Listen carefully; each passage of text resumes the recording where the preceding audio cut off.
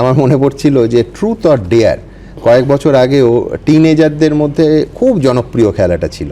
সেই রকম বুকে হাত দিয়ে নিখাত সত্যি কথাটা তোমার কাছ থেকে আমি জানতে চাইব দুটো প্রশ্নে। এক হচ্ছে, শ্রমিক সত্যি করে বলো, যখন শুভেন্দু অধিকারীর নাম এ রাজ্যের পরবর্তী মুখ্যমন্ত্রী হিসেবে ঘোষিত হলো, একটুও বুকটা চিনচিন করে ওঠেনি? মনে হয়নি যে মুখ্যমন্ত্রীর চেয়ারে তো আমিও বসতে পারি? কখনোই এটা আমার মনে হয়নি। কেন? শুভেন্দু অধিকারীকে তার আগে হ্যাঁ, মুখ্যমন্ত্রী ও হোক এই আমি কামনা করে ওকে উইশ করেছিলাম। শুভেন্দু অধিকারী জিজ্ঞাসা করবেন তো, শুভেন্দু অধিকারীকে দল সামনে রেখে নির্বাচনী লড়াই করছিল এবং লড়াইটা একটা সংসদীয় রাজনীতির লড়াই। সে আমাদের বিরোধী দলনেতা ছিল, দুবার সে মুখ্যমন্ত্রীকে হারিয়েছে। প্রথমবারের জয়ের পরে তৃণমূল কংগ্রেস 5 বছর ধরে প্রচার করেছিল যে এই জয় লোডশেডিং এর জয়। তার পরের বার সে সেখানে গিয়ে দাঁড়িয়ে একদম তার দুর্গে গিয়ে দাঁড়িয়ে তাকে হারিয়েছে। তো সেই মুখ্যমন্ত্রী হবে না তো কে মুখ্যমন্ত্রী হবে? আমার এখান থেকে সিদ্ধান্তটা পরিষ্কার, এই জুটিটা জমবে। তার কারণ হচ্ছে যে তুমি জানো যে মুখ্যমন্ত্রীর সঙ্গে একাধিকবার শপথ নেওয়ার পরও আমার কথা হয়েছে, আমি যখন নানা বিষয়ে আড্ডা মারছিলাম, বারবার বলছিলেন যে শ্রমিক ভট্টাচার্য নিজে মুখ্যমন্ত্রী হতেই চাননি। এটা তুমি কবে জানিয়েছো? অ্যাকর্ডিং টু শুভেন্দু অধিকারী তুমি মুখ্যমন্ত্রী হতেও চাওনি, তুমি এই দৌড়ে ছিলেও না।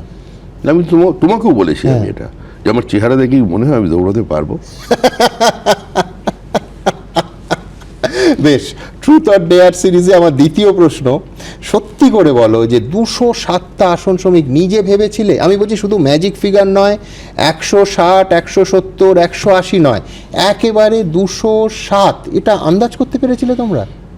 দেখুন, আমার বিশ্বাস ছিল হ্যাঁ, যে যে ওয়েভ চলছিল হ্যাঁ, সেটা যদি আমরা ঠিক দেখে থাকি, হ্যাঁ, তাহলে যদি ঠিকঠাক ইভিএম সেটা ট্রান্সলেট হয়ে থাকে, তাহলে আমরা 190+ আসন পাবো। এটা আমার একটা মনের মধ্যে ছিল, সাহস করে বলতে পারিনি, এটা আমার বিশ্বাস ছিল। কিন্তু যখন ভোট গণনা শুরু হলো, 2 ঘন্টা পেরিয়ে গেছে, তার আগের দিনও রাহুল সিনহা আমাকে বলেছিল 200 পেরোবো আমরা। তা দুজন বসে, বানসালজি আমাদের উপরের ঘরে কাজ করছিলেন, আমি এসে বসলাম আমাদের ওয়ার রুমে। তো আমি বললাম যে রাহুল দা, এ তো যা চলছে তো মনে হচ্ছে 160-70 রুম রেঞ্জ মনে হয়, বুঝতে পারছি না। বলে তুমি কিছু বোঝোই না, 200 পেরোবেই। আর আমাদের পার্টির আরেকজন জেনারেল সেক্রেটারি শশী অগ্নিহোত্রী, সে আবার পাশে বসে একটা সেফোলজিস্ট হয়েছে, সে একটা ক্যালকুলেশন দিয়েছিল 204। আর আমাদের Amitabh Chakraborty, general secretary organisation, সে বলছে দাদা তুমি টেনশন নিও না, 200 পেরোবেই, নিশ্চিত, সরকার হয়ে গেছে, সরকার তো হয়ে গেছে, ছেড়ে দাও, 200 পেরোবেই।